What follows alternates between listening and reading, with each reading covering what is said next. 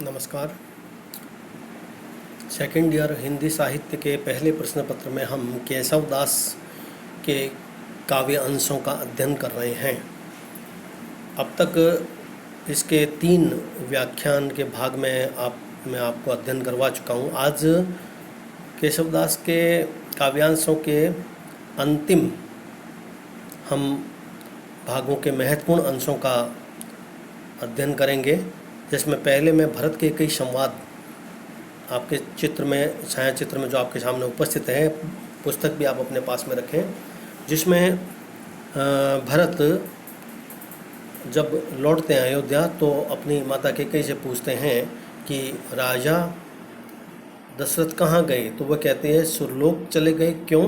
सुत शोक गए, वे अपने पुत्र के शोक में। सुत शोक प्रश्न यहाँ मतलब ना, जो संबोधन है आपस में भरत कैकेयी का, वह एक विस्मय बोधक चिन्ह के रूप में, आश्चर्यजनक तथ्यों के रूप में यहाँ पर अपनी कविता के रूप में केशव ने प्रस्तुत किया है। बहुत ही सुंदर।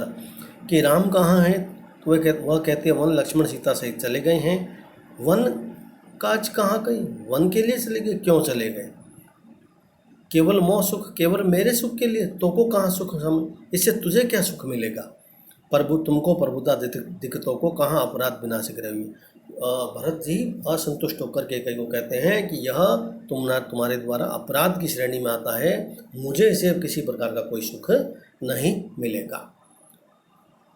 अब जो पंचवटी वर्णन आप देखें पहले, इसका जो महत्वपूर्ण अंश है पंचवटी वंश का, जो परीक्षा के दृष्टिकोण से भी काफ़ी महत्वपूर्ण है, जिसमें जो पहला पद है ना, वह काफ़ी महत्वपूर्ण है। परीक्षा में कई बार पूछा गया है।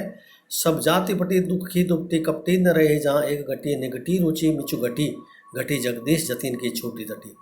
इस पद में केशवदास जी ने पंचवटी का जो शोभायमान वर्णन किया है वह बहुत ही सुंदर दिखाई देता है हमें। केशवदास जी इस पद में, यह रामचंद्रिका का 11वें प्रकाश से संबंधित पद है, जिसमें केशवदास जी ने पंचवटी की जो तुलना है या उसकी जो समानता है वह महादेव जी के समक्ष या उसके साथ की है। तो बहुत चित्रण बहुत ही अच्छा बन पड़ा है, जिसको आप देखें। सब जाति पटी दुख के दुपटी कपटी न रह जहाँ एक घटी। पंचवटी की अद्भुत शोभा का वर्णन करते हुए यहाँ लक्ष्मण जी कह रहे हैं, केशवदास जी लक्ष्मण जी के माध्यम से कहलवा रहे हैं कि पंचवटी का जो वन वैभव है ना, वह तो बहुत ही सुंदर है। वह तो शिव जी के गुणों जैसे वह संपन्न है। जिस प्रकार शिव दर्शन से समस्त जो हमारे दुखों का विनाश हो जाता है, उसी प्रकार इस पंचवटी के दर्शन करने से, उसकी शोभा को देख करके समस्त जो दुख रूपी जो चादर होती है वह फट जाती है। सब जाति फटी दुख की दुपटी, समस्त दुखों की चादर ना, सब दुख जो होते हैं वह समाप्त हो जाते हैं। दूसरी पंक्ति में निपटी रुचि मिचुगटी जगटी जगजीव जतीन की छोटी तटी। यहाँ पर निगटी रुचि मिचु घटी हो घटी जगजीव जतीन की छोटी तटी। यहाँ आते ही जो प्राणी होते हैं ना, उन प्राणियों में जो मृत्यु की जो कामना है जो होती है, या मृत्यु के प्रति जो उनकी रुचि होती है, वह घट जाती है। मैं थोड़ा सा उससे पहले आपको पुनः ले जाना चाहता हूँ। कपटी न रहे जहाँ एक घटी, इसका अर्थ मैंने आपको बताया नहीं, दोबारा यहाँ पर मैं भूलवश पहले छूट गया था, इसको आप दोबारा मैं समझा देता हूँ कि कपटी न रहे जहाँ एक घटी, अर्थात पंचवटी के दर्शन करके जो सब समस्त दुखों का जो दुख दूर हो जाते हैं। यहाँ जो कपटाचारी व्यक्ति होता है, जो कपट का आचरण रखते हैं, वे एक पल भी यहाँ पर ठहर नहीं सकते। यहाँ अर्थात पंचवटी के दर्शन करते ही जो कपटी व्यक्ति होते हैं, उनके मन में कपट त्यागने की कामना स्वतः ही पैदा हो जाती है। इसका संबोधन यहाँ पर केशवदास जी ने लक्ष्मण के माध्यम से कहा है। फिर दूसरे पंक्ति में कहा है उन्होंने कि प्राणियों में मृत्यु के प्रति रुचि घट जाती है, मृत्यु के प्रति जो भय होता है वह मिट जाता है। मिचु घटी, मृत्यु के प्रति भय। और बड़े बड़े यतियों की जो समाधि होती है वह भी यहाँ पर भंग हो जाती है। पाप पुण्य की अग ओग बेरी घटी, पाप पुण्य की जो बेड़ियाँ वह कट जाती है। विकटी निकटी प्रकटी गुरु ज्ञान घटी, और पूर्ण ज्ञान की जो प्राप्ति होती है वो मनुष्य को यहाँ पर हो जाती है। भारी भरकम ज्ञान की जो गठरी होती है ना, ना, वह एक प्रकार से पंचवटी में प्रकट होती है। पाप पुण्य की भयंकर बेड़ी भी कट जाती है और पंचवटी में आते पूर्ण ज्ञान की प्राप्ति हो जाती है। प्रगति गुरु ज्ञान घटी, पूर्ण ज्ञान की प्राप्ति हो जाती है। चहु और नाचती मुक्ति नटी गुरु धुरजटी बन पंचवटी। धुरजटी भगवान शिव महादेव का संबोधन है यहाँ पर धुरजटी के रूप में। यहाँ चारों ओर मुक्ति रूपी नटी नृत्य करती रहती है। चहु और नाचती मुक्ति नटी, यहाँ चारों ओर मुक्ति रूपी जो नटी नृत्य करती रहती है। पंचवटी का वातावरण मुक्ति की जो सहज भावना है उसको उसकी ओर संकेत करती है। पंचवटी अपने सर्व गुणों के कारण से यहाँ पर शिव जी के समान है। जिस प्रकार शिव दर्शन से जो मनुष्य को सुख मिलता है, मुक्ति प्राप्ति होती है, उसी प्रकार पंचवटी के धुरजटी वन पंचवटी, उसी प्रकार पंचवटी के दर्शन से भी संसारी और सन्यासी दोनों को ही सुख प्राप्त होता है। इस पद में समानता का संबोधन दिया गया है तो यहाँ पर यमक अलंकार का प्रयोग हुआ है। अनुप्रास तो है ही किंतु उसके साथ साथ यमक का प्रयोग हुआ है। जो पंचवटी वर्णन के अन्य पद है ना, वह आप इस पद के अनुरूप ही उनका वाचन और उनका अर्थ को आप समझें। मैंने एक महत्वपूर्ण पद का आपको काव्यांश का अर्थ आपको करवा दिया है। अब आप स्वतः ही आराम से इसका दूसरे पदों का अध्ययन कर सकते हैं। अब हम अगले प्रसंग के रूप में हम यहाँ पर रावण जो हनुमान संवाद है उसको हम यहाँ पर लेंगे। रे कपि कौन तू, अक्ष को घातक दूत बलि रघुनंदन, जो को रघुनंदन रे त्रिशूला खरदूषण दूषण भूखे। इस पद में रामचंद्रिका के 14वें प्रकाश से लिया गया। हनुमान जी को ब्रह्मपास बांधकर जब लंकापति रावण के समक्ष प्रस्तुत किया गया तो रावण और हनुमान के मध्य ये एक संभाषण है जिसको केशवदास जी ने बहुत रोचक ढंग से प्रस्तुत किया है। इस पद में हनुमान जी निर्भय होकर रावण के प्रश्नों का उत्तर देते हैं। जब उनको हनुमान जी को बांध करके रावण के समक्ष पेश किया जाता तब का प्रसंग है यह। रे कपि कौन तू, हनुमान जी ने उत्तर दिया, मैं तेरे पुत्र अक्षय कुमार को यमपुरी भेजने वाला श्री राम का दूत हूँ। अक्ष को घातक दूत बलि रघुनंदन, अक्षय कुमार को यमदूत भेजने वाला राम का दूत। रावण ने पुनः प्रश्न किया, को रघुनंदन, ये रघुनंदन कौन, ये रामचंद्र जी कौन? तो हनुमान जी ने उत्तर दिया, रामचंद्र जी वे हैं जिन्होंने तेरे जो प्रसिद्ध मटों त्रिशरा एवं खरदूषण को भी मारा है। जो प्रसिद्ध राक्षस थे त्रिशरा और खरदूषण, उसको मारने वाले हैं, है ना, उनको मार करके वो अलंकार धारण करने वाले हैं, वे प्रभु राम हैं जो संपूर्ण विश्व के भूषण हैं। जो संपूर्ण विश्व के भूषण, यहाँ भूषण शब्द का अर्थ है अलंकार के रूप में नहीं है, वो समस्त विश्व के लिए एक आदर्श संबोधक, आदर्श मूलक व्यक्ति है जिन्होंने त्रिशूल और खरदूषण का वध किया। रावण ने आगे प्रश्न किया, सागर को कैसे तरियो, तुमने सागर को कैसे पार किया? तो हनुमान जी ने उत्तर दिया कि जस गोपद काज कहाँ, मैंने सागर को गोपद सदस्य सहज ही पार कर लिया। रावण ने पुनः प्रश्न किया, तू यहाँ क्यों आया? सिंह चोर ही देखो। हनुमान ने उत्तर दिया, मैं यहाँ सीता जी के चोर को खोजने आया हूँ। सिंह चोर ही देखो, काज कहाँ, या तुम किस काज से आए हो? तो रावण को प्रत्युत्तर देते हनुमान जी कहते हैं, मैं सीता जी के चोर को देखने आया हूँ। कैसे बंधायो? हनुमान जी ने उत्तर दिया इस तरह से। तो रावण ने पुनः प्रश्न किया, एक अंतिम प्रश्न जिसको हम कह सकते हैं, इस अभी आपके सामने जो चित्र है, कैसे बंधायो? रावण ने तू बंदी कैसे हुआ? तो हनुमान जी ने उत्तर दिया कि तू जू सुंदरी तेरी छुई दृग शोवत पातक लेखो, तेरी स्त्रियों को मैंने अनजाने ही सोते हुए देख लिया और उसी पाप स्वरूप मुझे बंदी बनना पड़ा था।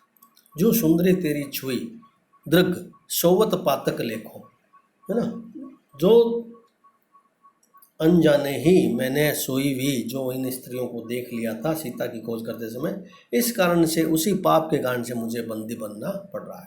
बहुत ही सुंदर प्रसंग है, इसका काव्य सौंदर्य है ये। यह पद जो है ना केशवदास जी ने मत गयंद छंद के रूप में किया है इस पद का सृजन। यहाँ पर जो एक विस्मय बोधक संवाद के रूप में यह एक जो पद है, यह केशव की काव्य में नाटकीय या संवाद शैली का एक अनुभव उदाहरण मेरे दृष्टिकोण में है, जिसमें अंतिम पंक्ति का उत्तर तो बहुत ही चुटिला है। जब सीता जी को तेरे महलों में खोज करते समय तो अंतिम तो अपने आप बंदी कैसे हो गया फिर, कि मेरे पर पाप लगा इसलिए मैं बंदी हुआ कि महलों में सोते हुई प्रियों को की दृष्टि को मैंने स्पर्श कर लिया।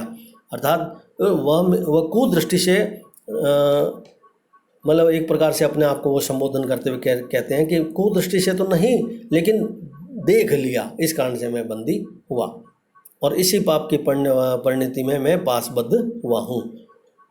तो एक प्रकार से वो रावण को अप्रत्यक्ष रूप से यह कह रहे हैं कि जब मैंने तो बिना कुदृष्टि के बिना पाप किए ऐसे ही सोती हुई स्त्रियों को देख लिया, इस कारण से मैं बंदी हुआ, तो भला तू सोच कि तू जो सीता को हाथ से स्पर्श करने का जो तू पाप कमाया ना, उसका प्रायश्चित तुझे तो लग रहा है प्राण देकर ही चुकाने पड़ेंगे।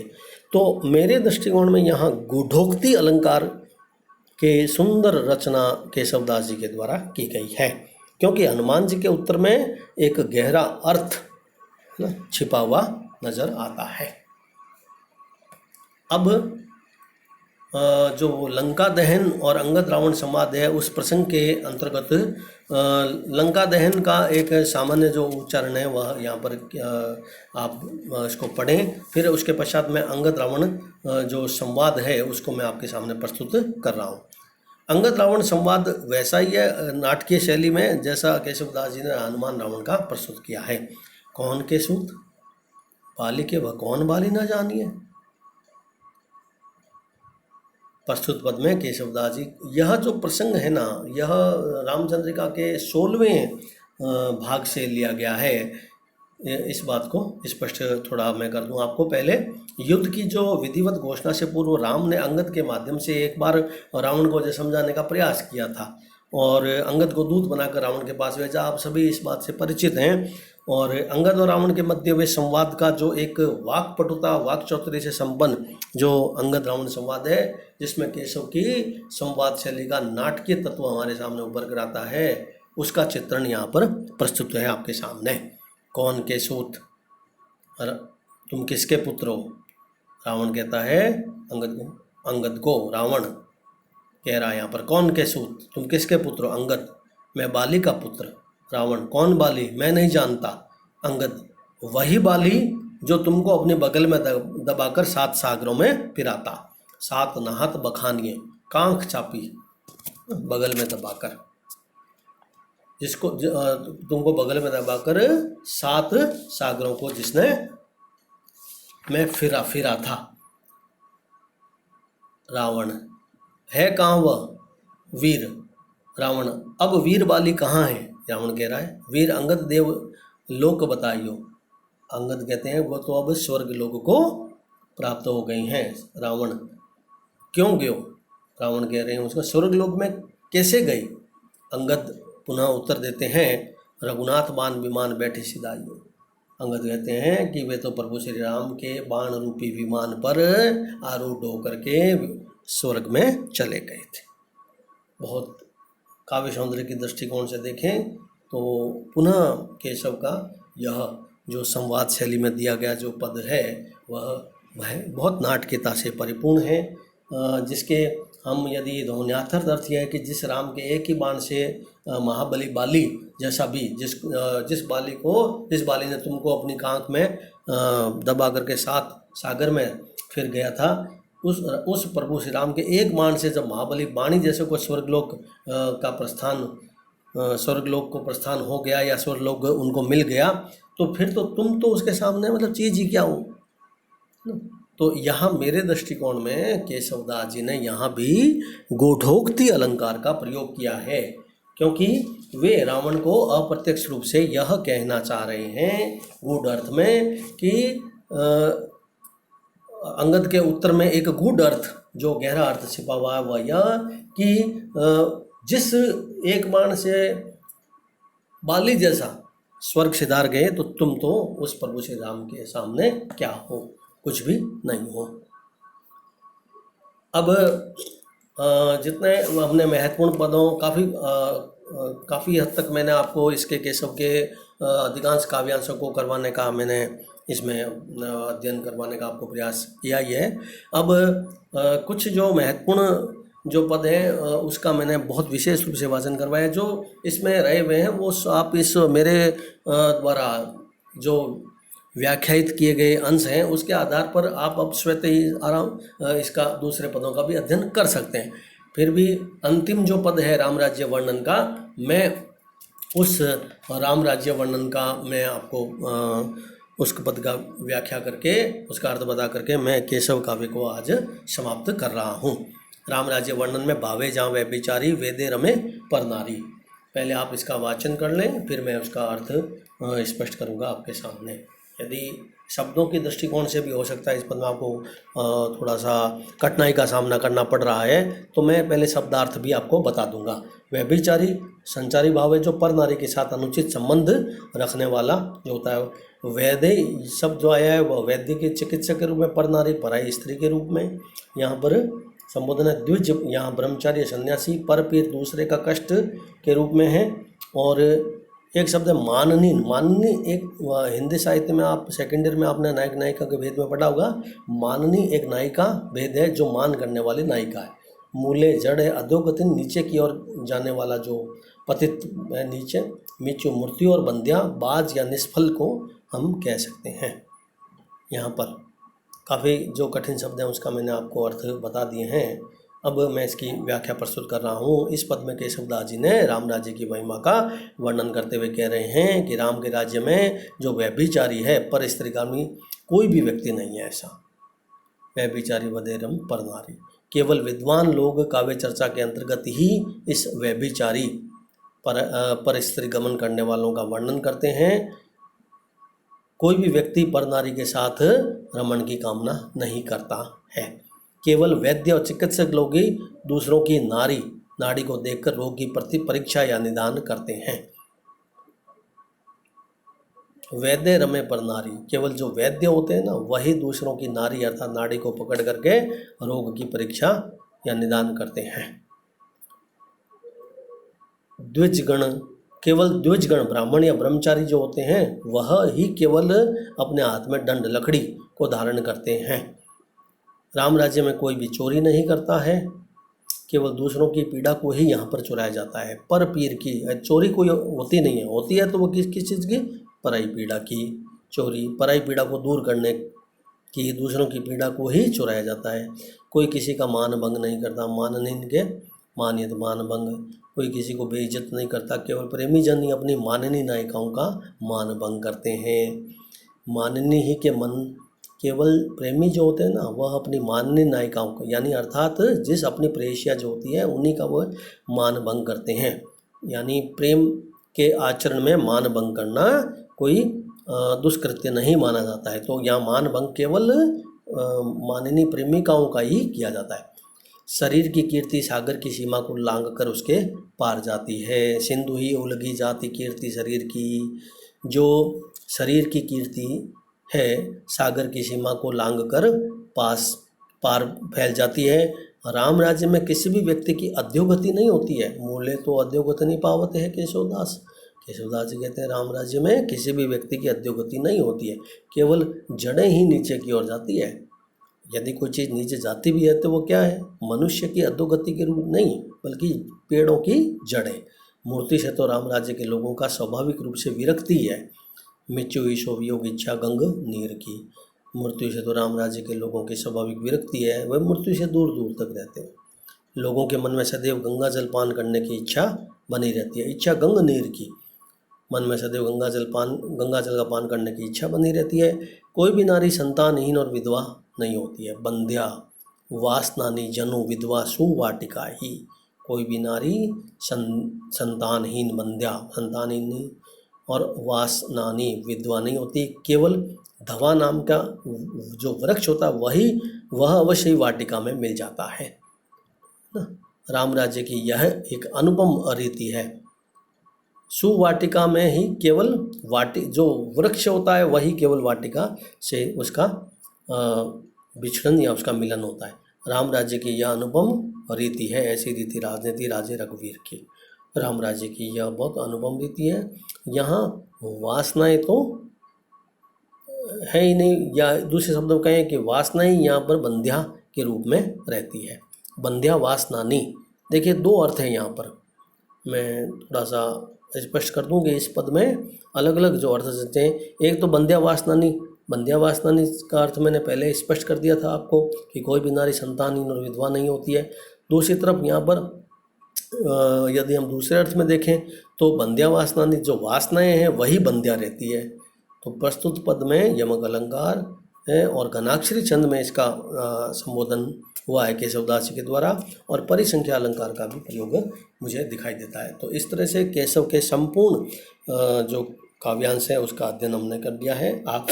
आप इस व्याख्यान को पुनः सुनते रहें, उसके नोट्स के रूप में भी आप इसको अपनी कॉपी में उतारते रहें ताकि आपको आसानी से समझ में आते रहें। और